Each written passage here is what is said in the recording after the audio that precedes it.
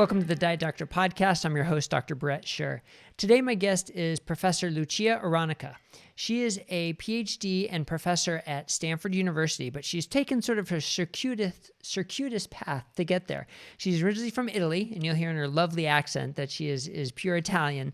And then she got her PhD in molecular biology in Austria. She trained at Oxford, and then found her way to Stanford specifically to do genetic and epigenetic analysis of the DIETFITS study. So in this interview, we get into the science. She loves science. You're going to see her passion for the science and the epigenetics, and we talk a lot about what epigenetics are and the research behind them. But we also talk about some very simple concepts like gender stereotypes and how that impacts the DIETFITS results, and how you structure diets and how you structure studies and how that even is going to impact the results. I think you'll enjoy her passion. If you get a little lost in the science, stick with it because she has some great gems at the end where her personality shines and about how we just should be acting as human beings and as scientists, acting as kids for the love of knowledge and not so much about the wars and the battles, which I think is great for all of us. So enjoy this episode with Professor Lucia Aronica.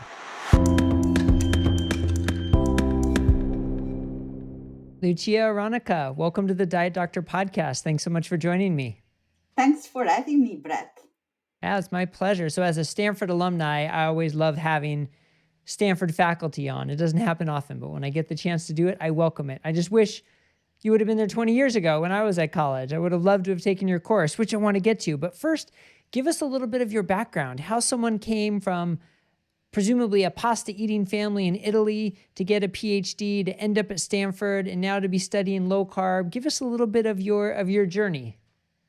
Yes, I use actually to describe my professional journey as a love story between food and science. My first love was food. I was born in Italy, where we value food as a key component of health and happiness. And then my second love was science.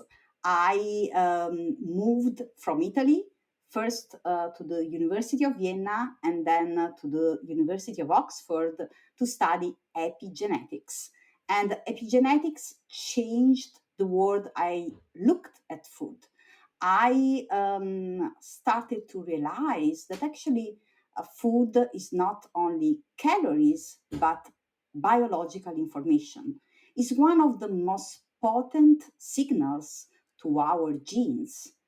And then finally, I was able to combine my love for food as medicine and science, epigenetics, by joining the group of Professor Christopher Gardner at Stanford University and study how a low carbohydrate diet and a low fat diet can change our epigenetics and affect our health. Now, did you also have a personal experience with a low-carb or keto diet that sort of also helped your enthusiasm for the subject? Yes, I did. During my PhD, I was not only experimenting in the lab, but also experimenting in the kitchen. Actually, at that time, I did a bodybuilding program. I was actually very strong. I'm still strong and lift weights and love my squats and deadlifts. But at that time, I was really serious with my workouts and I experimented with the ketogenic diet as many athletes do. Actually, the ketogenic diet was very popular in the 80s in the bodybuilding community. And by doing that, I realized something that was very counterintuitive for me. So by eating less carbohydrates, my triglycerides, which are lipids. So I was eating more fat, but my fat, the fat in the blood, my triglycerides, went down 3 times. So I started with a healthy value of 80, 90 milligram per deciliter of triglycerides, ended up with 30 milligrams per deciliter of triglycerides, which I maintain now. And my HDL skyrocketed from a healthy value of 60 milligram per deciliter to a value of 135 milligram per deciliter, which I maintain today. And that also, I also learned something about what is normal, considered normal. Like, I was in the normal range and I felt very, very healthy. And then suddenly I found myself having abnormally healthy values. Every time I went to the doctor, my doctor used to ask me, "What do you do for your health?" And so I was motivated by that, and also my mother had a brain stroke in 2014. She also had very high triglycerides and high HDL, and the doctor recommended her to go on a low-fat diet and to take cholesterol-lowering drugs.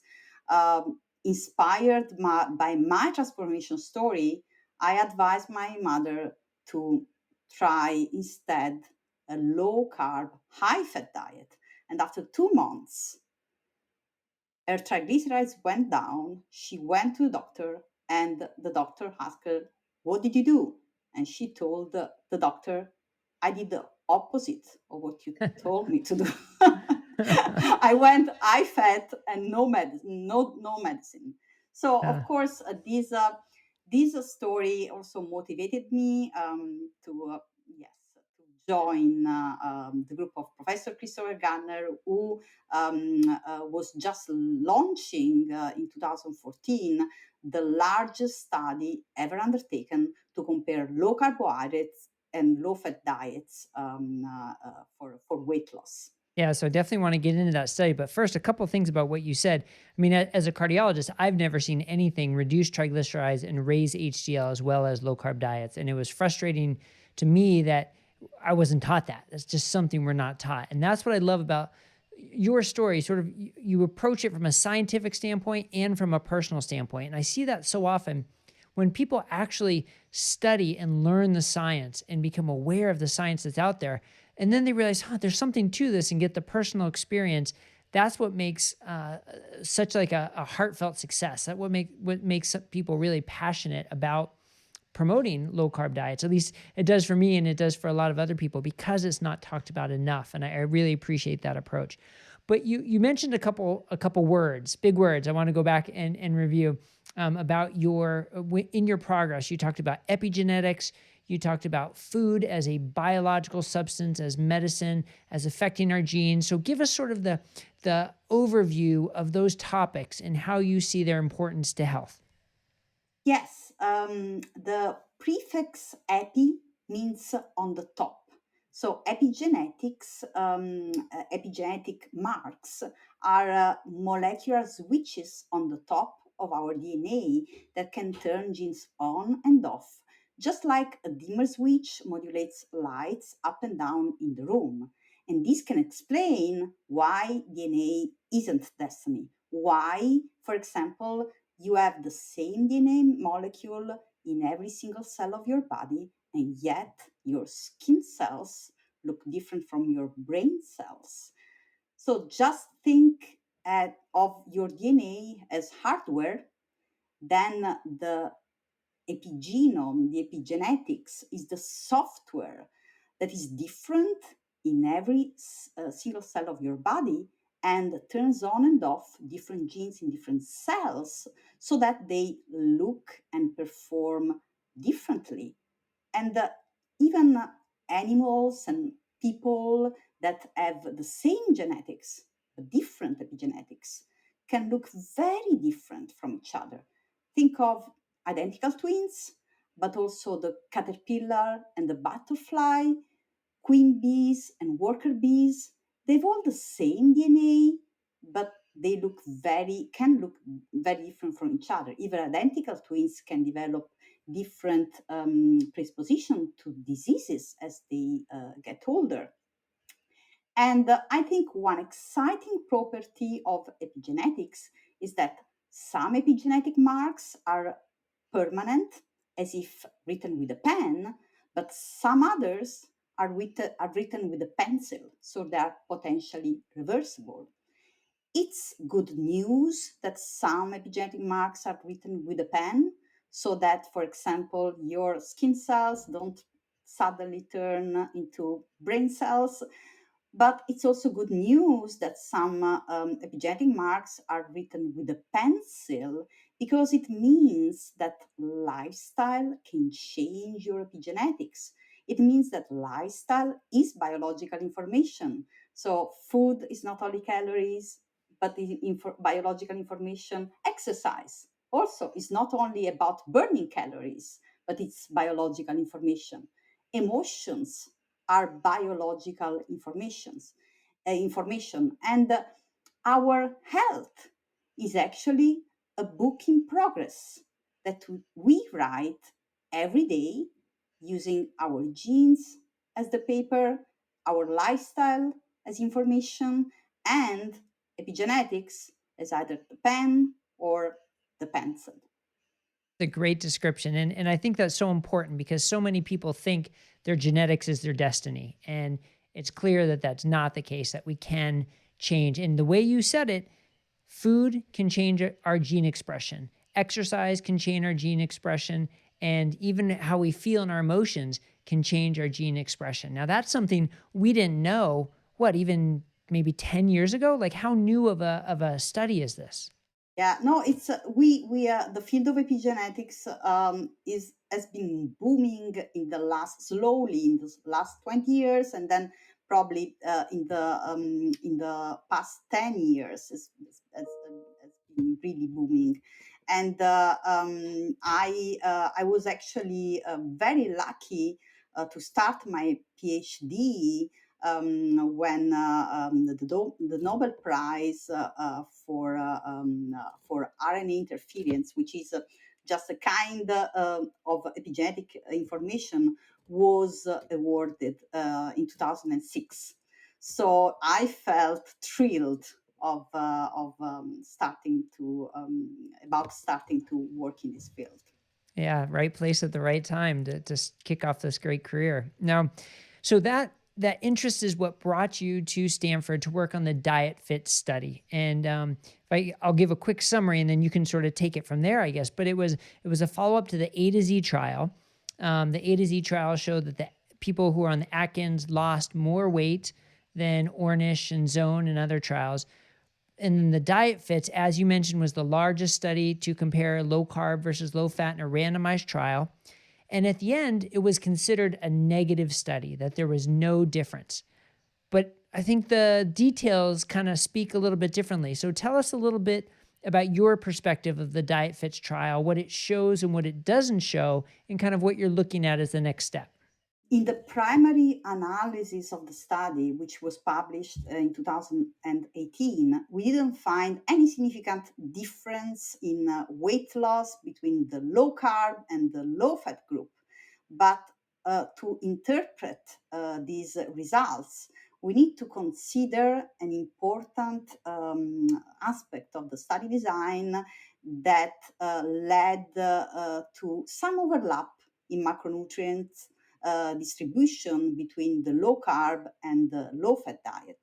And this is for two reasons. First, both diets were focused on quality, so whole food, and they both minimized refined grains and carbohydrates and sugar. So they were both lower in carbohydrates compared to a standard American diet. Second, the participants were instructed to strictly limit their carbohydrate or fat intake only during the first 3 months of the study, and then they were allowed to slowly titrate back carbohydrates and fats up to a level that they thought was sustainable for life. The goal here was to make the results actionable for most people and relevant for public health. And in any dietary intervention, there is a trade-off, some trade-off between science and public health.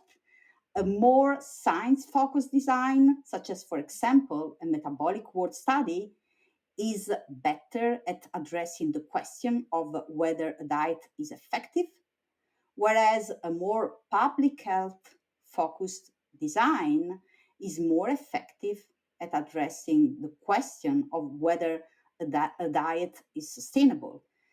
But I think it's important to stress that these are two very different questions, and that the question of whether a diet is sustainable or not, and constitutes a sustainable diet, is a very tricky one. For example, for you guys in Sweden, it might be easier to embrace a low carbohydrate diet than for us in Italy, because we love our pizza, spaghetti, and tortellini. But this doesn't mean that Italian people cannot enjoy a low carbohydrate diet. After all, my family and I have been enjoying a low carb diet now for more than 10 years. And here I have perhaps a piece of advice to share with anyone who wants to reduce their refined carbohydrate intake, whether it's about spaghetti, macaroni and cheese, bread. So it's becoming smart hedonists. So my Italian friends always tell me, Lucia, I prefer to keep eating my spaghetti and have a shorter but happier life. And I always tell them, I also love pleasures. I just use my pleasures and don't let them use me. I'm a smart hedonist. I think that we humans love having the same routine, wearing the same clothes, and having similar foods every day. And we can use this nature to select and stick to those habits that make us happier and healthier in the long run. After all, I think we can all agree that feeling great and having the energy to work, exercise, and take care of our family are life's greatest pleasures. Great point. I mean, that's what's priceless. And that's why there's not one diet for everybody. And Yes, no, when we absolutely. promote low carb diets, we promote it as an option for people that I think we need to talk about more as a potential option, but not as the one diet for everybody. And that's part of what bothers me about, some pushing vegan diet as the one diet for the whole world, like with the Eat Lancet report. And that's just bound to fail because there isn't one diet for everybody. No, to rewind for a second, though, and to talk about the setup for the DIETFITS study, you said it in a very polite and balanced way. But the way I would say it was, this makes me mad. I mean, this really upsets me, the way that they started at 30 grams per day, ended at 130 grams, and the low-fat group was at 210 grams of carbohydrate. So it was 130 versus 210, and they still report it as low-fat versus low-carb. Because then it becomes a misnomer. It's no longer a low-carb study. So that's part of what really bothers me about this trial. And I get it. They designed it to be sort of a real-world sustainability trial. But if you design it in a way that when you interact with people and you say, look, this is a pretty hard diet to stick with. So I want you to start with 30 carbs, do it just for 3 months, and then you don't have to do it anymore because I know it's hard to do. Versus, look, restricting carbs may seem hard at first, but look at all these examples of these hundreds and hundreds, if not thousands of people who have done it for years. It's something people can stick to if you really stick with it. And the reason why I make a big point about that is because it's the same with a physician. It's the same with a nutritionist. If you sit down with them and they say, wow, this is really hard to stick with, I don't think you're going to be able to do it. That's like a self-fulfilling prophecy. So the same for the study. So I'm sort of just venting here, and I'm probably preaching to the choir with you, but I think that's a problem with the study design. But you're not accepting just on face value that it wasn't that it was a negative trial with no difference in terms of weight loss or in terms of benefit for insulin resistance or genetics, because it sounds like you're taking it to the next step to analyze things even further. So what is on the horizon for you with how you're analyzing the data further to find more nuance and detail? I'm working on three personalized nutrition projects within the Stanford DIETFITS to look at whether biological differences between people, epigenetics, genetics, and sex differences can affect the response to a low carbohydrate or a low fat diet. For the epigenetic project, I'm focusing on an epigenetic biomarker of type 2 diabetes and asking, is this biomarker written with a pencil? Can we reverse it with a weight loss diet?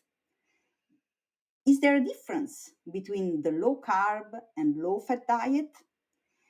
We have a hint that this might be the case because these epigenetic biomarker has been shown to go up. So the risk of type 2 diabetes goes up when triglycerides go up and HDL goes down. And we see that these two blood lipids are more beneficially affected by a low carb than a low fat diet. I'm also going to work on another epigenetic project and look at whether after weight loss people become epigenetically younger. Epigenetics provide a way of measuring our age biologically. This is called biological age.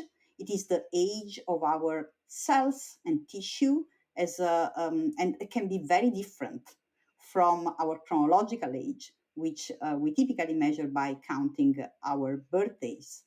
I'm going to work on this project with Professor Karl-Heinz Wagner at the University of Vienna and Professor Steve Horvath, who recently gave a TED talk on the topic of biological age and also a lecture for my online course on diet and gene expression. You can find this lecture on my YouTube channel. I think it's a very exciting and informative lecture. The second project is the project with the genetics. And I'm starting this project with Professor Jose Ordovas at Tufts University. We are going to expand on our primary analysis, in which we looked at only 3 genes, and we couldn't find any effect of genetics on the response to a low carb or a low fat diet. Yeah, I want to interrupt for a second right there because I think that's such an important point. That there were 3 genes that were tested in the original DIETFITS study. So to say that the nutrition, whether low carb or not, had no relationship to genetics. Like that's just a broad statement. No relationship to genetics, as opposed to saying no relationship to the 3 genes that we studied. 2 totally different statements, right? But I get mad every time I read the health news. I'm trying to teach my students also how to read the health news. That's important. That's probably the most important lesson you can teach them. Yeah. Oh, so how many genes are you going to study then in this secondary trial, the secondary analysis? We don't know yet, hundreds or potentially thousands. So this is a new approach. It's called genome-wide polygenic scores, GPS scores. So we are going to see which include as many genes as possible to increase the predictive power of our predictions. And so there's a lesson here for those that are using or want to use personalized health reports that are now widely available on the internet. Most of those reports are based only on a few genes, which makes them highly inaccurate. For example, according to 23andMe, I am 75% likely to have straight hair. And now I have two sisters that are cardier than me, and so this illustrates the point very well. But things can even less predictive when it comes to genes that predict the response to diet.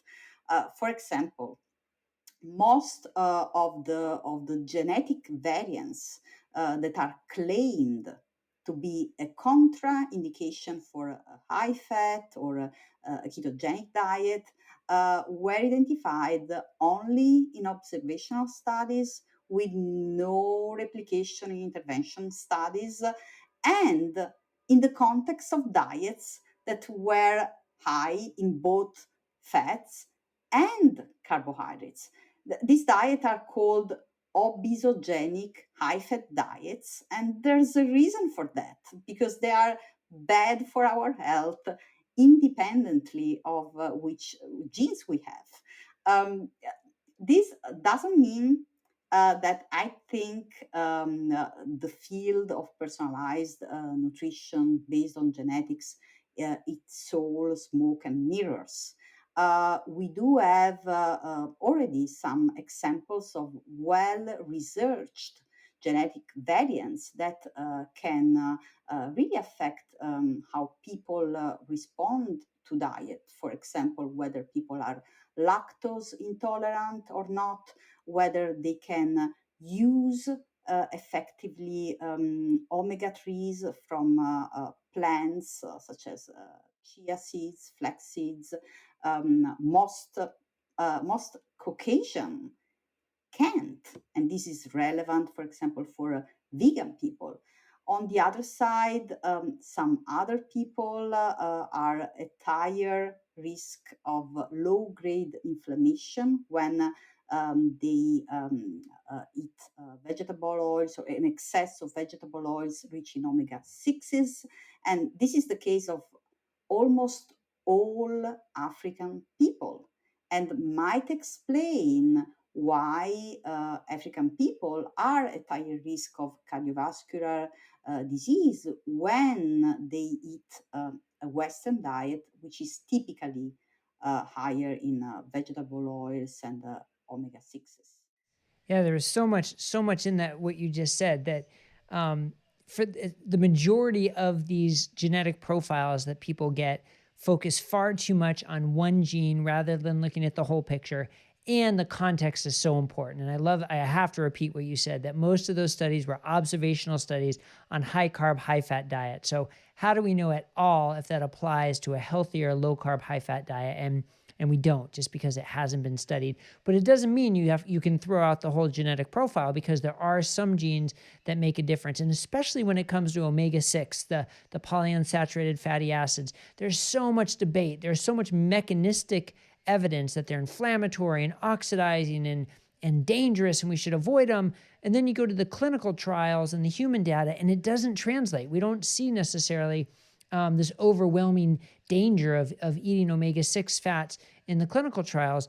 So there's a disconnect, and part of it could be genetic variation, which definitely could be the case, and part of it could just be where's the food coming from and the volume and so forth. But that's where genes can play a role. So it's good to see, or good to hear, someone like you who knows this inside and out, knows the details, that these are the genes, there are genes in these areas that we can and should pay attention to that may inform us clinically, because that's what people want to know.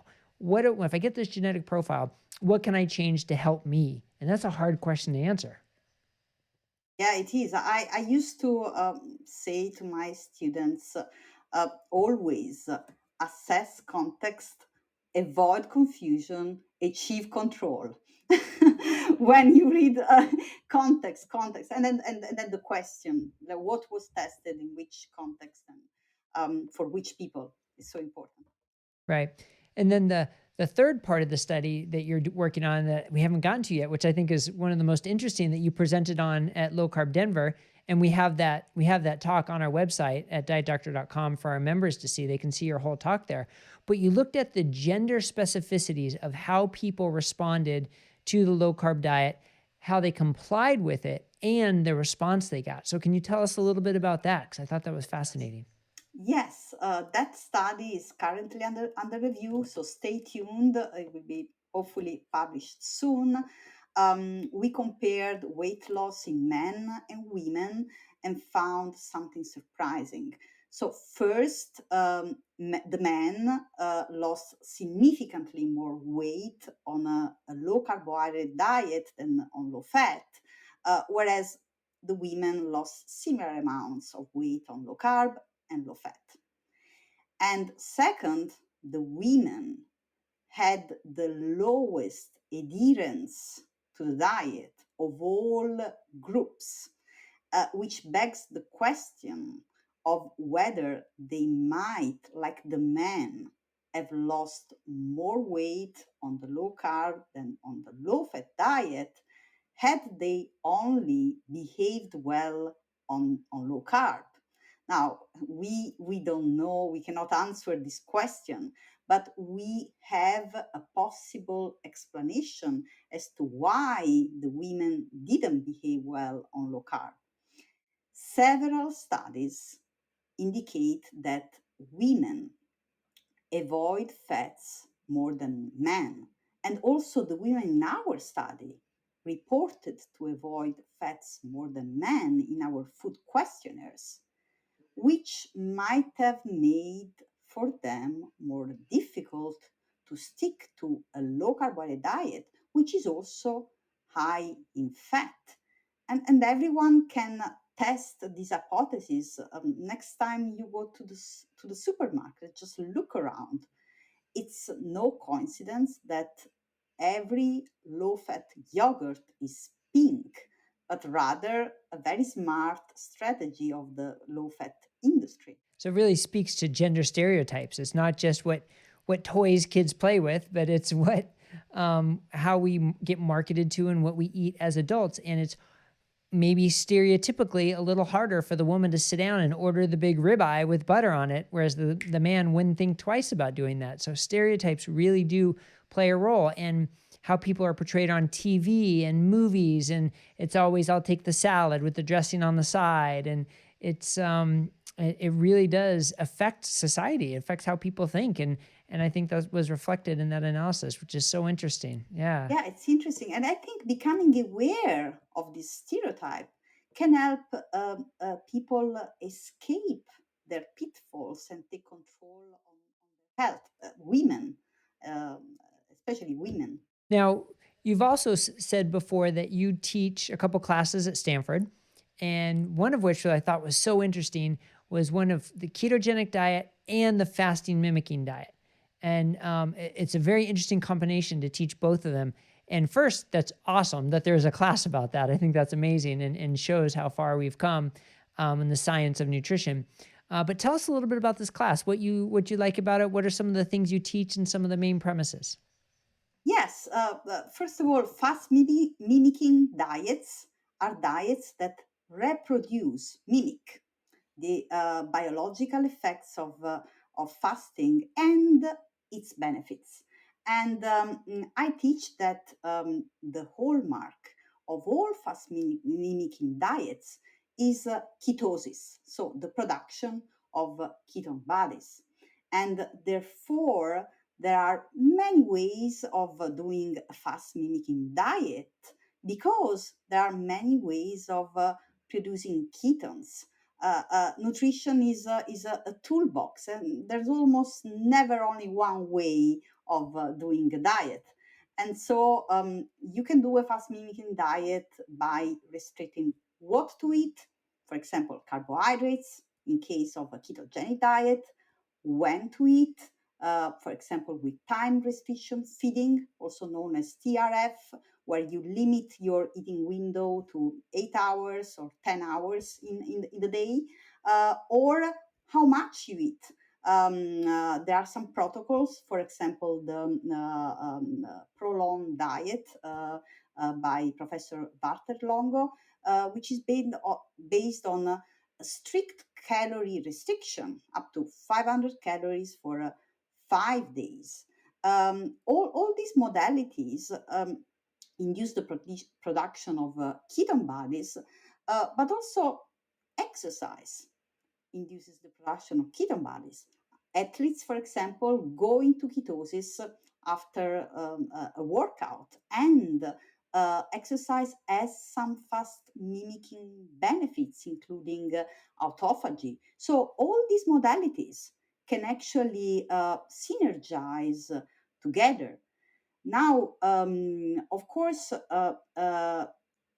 the degree of ketosis and the modalities of ketosis, whether it's a continuous nutritional ketosis or intermittent ketosis, will differ on these diets. And also, ketosis is not the only hallmark of fast-meeting diets. There is also epigenetics, gene expression. For example, we see that fasting and a ketogenic diet have very similar changes in gene expression in children that are affected by epilepsy. There is autophagy, which is a mechanism of removal of cell trash that make our cell stronger and younger. And then there is IGF-1, stem cells, and all these effects also differ between people. For example, we hear very often that fasting produces a beneficial spike in growth hormone in the first 2 days, which preserve muscles and lean tissue. But this was shown only in young, lean people, and it seems not to be true for obese and older people. And so, at least in the study that were published, so it's therefore I like, for example, that this might explain why the athletes that are trying more and more TRF in combination with a fasted workout, and they are seeing great results. This doesn't mean that I'm just pointing out again, context is important. I think, for obese people, fasting can be very beneficial. But perhaps they don't need to count on they don't care whether they also lose a little lean tissue in the process, because they want to lose weight, and they can go for a longer fasting, which usually is more associated with metabolic benefits and longevity, whereas the short fast like TRF is more for body composition. So maximizing, and usually is coupled with exercise, and is a way of basically creating a storm in your body, in which you start to really activate lipogenesis and then with the fasted workout, these effects are even greater. And then after the workout, you have the biggest meal of your day. You have super compensation and then activation again of like cellular processes that build muscle, so that you have benefits in body composition. So with and that's a great point. Maximum fat loss before, and then maximum muscle building muscle after the workout. Yeah.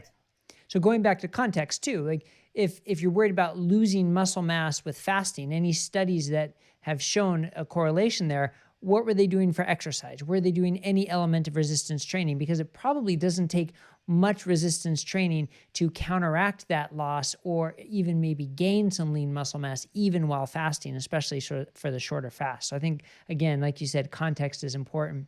Now, one interesting thing about fasting versus ketogenic diets and how they relate, when it comes to insulin, both are going to lower insulin and mimic fasting. But when it comes to other elements like mTOR or AMP kinase, for those, I wonder if the ketogenic diet isn't going to impact those as much as fasting will. And does that matter? What's your take on that? We don't know. Yeah. Actually, there are not so many studies in human. There are lots of studies in mice. From the study mice, actually, we know that ketogenic diet does induce autophagy and does induce stem cell renewal, especially in the gut.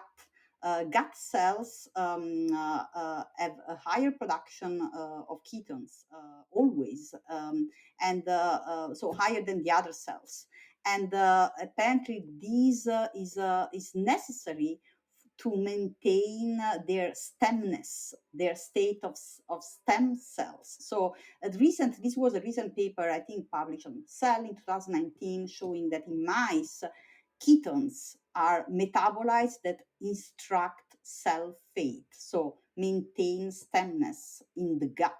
So That's really important because stem cell regeneration is like the fountain of youth. That's how we keep our cells young. That's how we keep regenerating tissue. And that's one of the main one of the main votes in favor of a fasting mimicking diet, because they showed their formulation in rats helped with stem cell regeneration. So if the same, or maybe mice, rats or mice, I forget, but if the same can be shown for a ketogenic diet, that's really interesting. I wasn't aware of that. So are you saying those are pretty equivalent then as far as the literature is concerned? These studies were done in mice. So again, Yeah. I'm interested in the science. I think that there Right. are some potential mechanisms. There is a lot of overlap from the epigenetic point of view. We see an overlap with the genetic and fasting from the autophagy. Also, there are studies showing in mice that fasting and the ketogenic diets both trigger autophagy. Study mice also show that fasting and a ketogenic diet both induce stem cell renewal. So from a biological point of view, there are lots of overlap. I would love to see more studies in humans really comparing all these modalities. There are no study of this kind so far. The largest study in human were only done, for example, with the fast mimicking diet by Professor Walter Longo, but there was no comparison with another diet. People improved their blood lipids and IGF-1, which is a marker of aging. But I also want to caution people that IGF-1 is also very good for our skin muscles, so there is a trade-off there. But anyway, IGF-1 went down, so people had beneficial effects, but this was true only for those that for which these values, so triglycerides, IGF-1, were high at baseline, which means the way which means that probably why these values were high in baseline. Perhaps their diet was also related to that. Perhaps they had a bad diet. It makes sense if they just stop a bad diet for 5 days, they are going to have good results. Whereas those that have a good diet and stop eating for 5 days don't see any benefits. I didn't see any analysis of the habitual diet of the people and how that might have affected the result. I didn't see any comparison with other interventions. So this is what I teach in my course. It's just asking questions. What was tested? Why?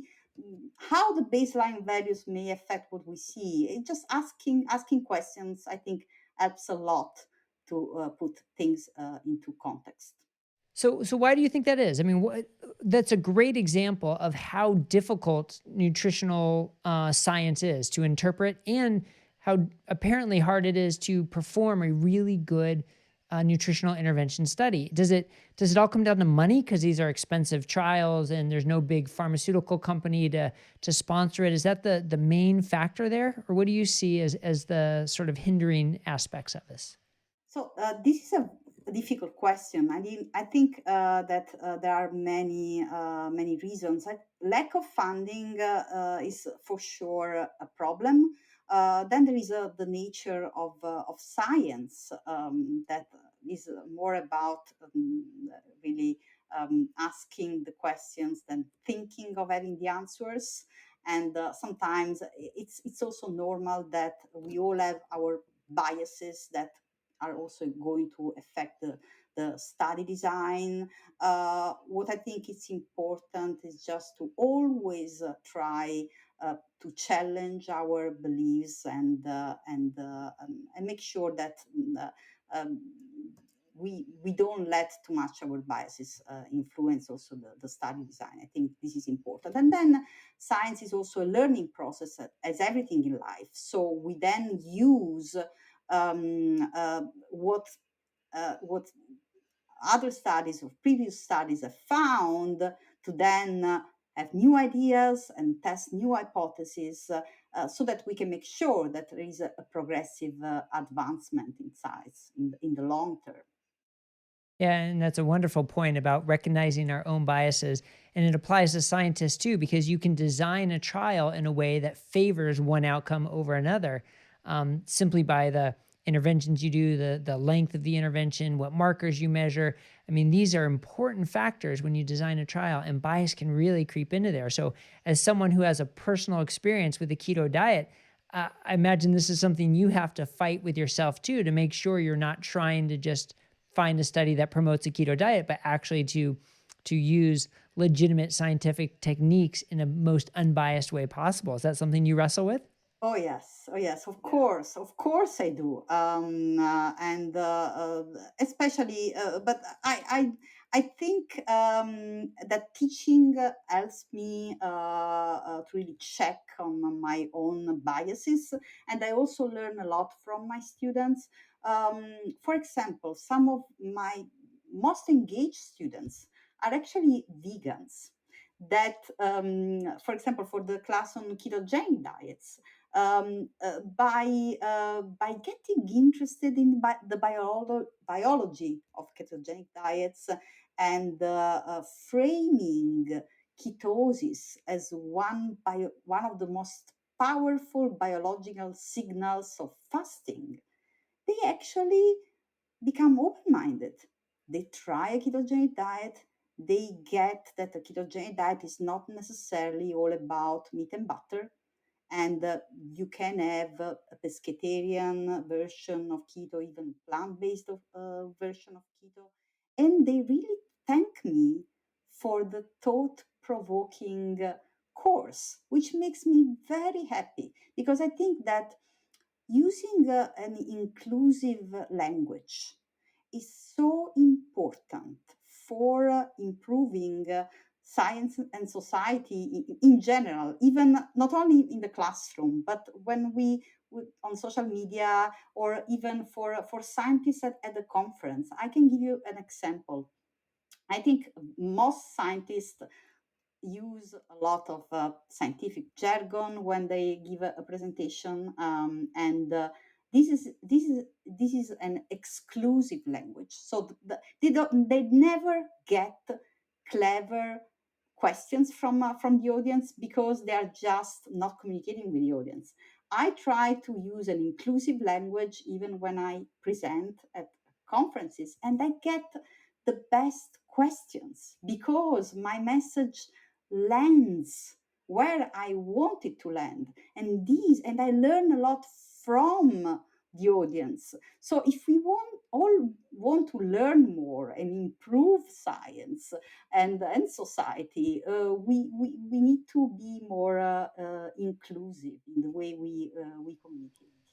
Yeah, that's a great point. And I've heard you say before, sort of your philosophy on science and scientists, and we need to be more like children and be more curious. Tell us a little bit about your insight there and your philosophy there, because I think it's so interesting.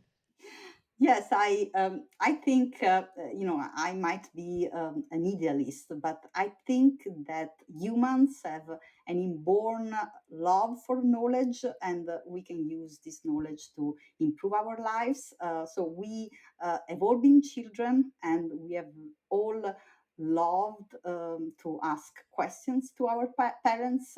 And I think that we can awaken our inner child every time we read the health news, or even every time uh, we challenge our beliefs, we review our habits and thoughts, and and just asking questions, I think can help us improve the way we do nutrition, uh, we communicate with people.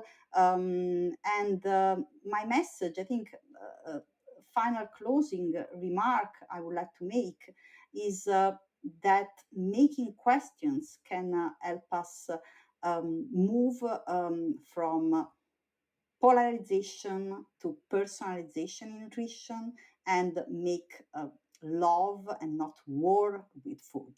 Uh, Polarization is what we see in the health news and social media. It's a natural human instinct.